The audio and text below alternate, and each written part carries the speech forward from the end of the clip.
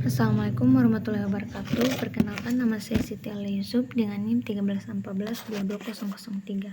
Saya dari kelas 3A.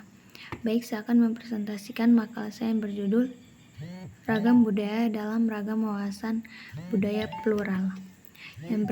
Yang pertama, definisi ragam budaya organisasi, yaitu berdasarkan isi, ragam budaya yang berkaitan dengan falsafah, norma, nilai, tutur kata, serta etika kerja yang dianut oleh organisasi.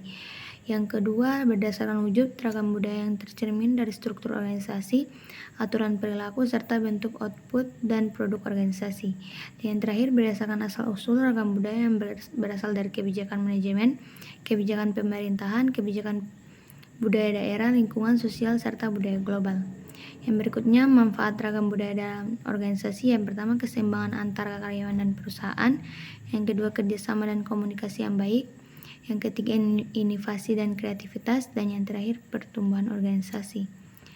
Berikutnya, tantangan dalam menghadapi ragam wawasan budaya plural. Yang pertama, diskriminasi dan prejudis. Perbedaan keyakinan dan pandangan hidup dapat memicu diskriminasi dan prasangka. Yang kedua, pemecah masalah. Berbagai latar belakang dapat memunculkan variasi metode dan ideologi dalam memecahkan masalah. Yang terakhir, konflik budaya. Perbedaan norma dan nilai budaya dapat memicu konflik dalam organisasi.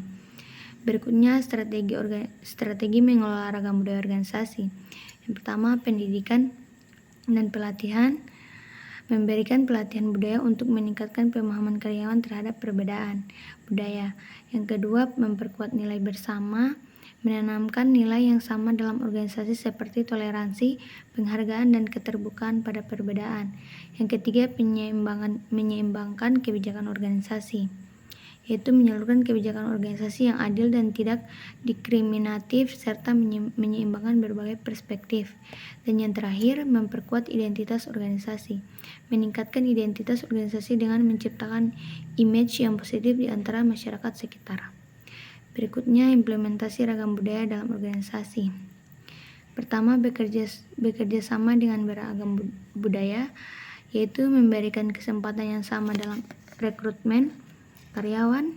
Yang kedua, memperkuat identitas organisasi dengan menciptakan image yang positif. Yang ketiga, menanamkan nilai yang sama dalam organisasi seperti toleransi, penghargaan, dan keterbukaan pada perbedaan. Dan yang terakhir, membuat lingkungan kerja yang inklusif. Yang kedua, menyeimbangkan kebijakan organisasi. Yang pertama, mendiskusikan dan mempertimbangkan berbagai perspektif. Yang kedua, meningkatkan keterampilan manajemen lintas budaya. Yang ketiga, menyederhanakan budaya organisasi. Yang terakhir, menentukan tujuan bersama yang akan dicapai organisasi. Berikutnya, studi kasus ragam budaya dalam organisasi. Pertama, Alstead Instrunesh.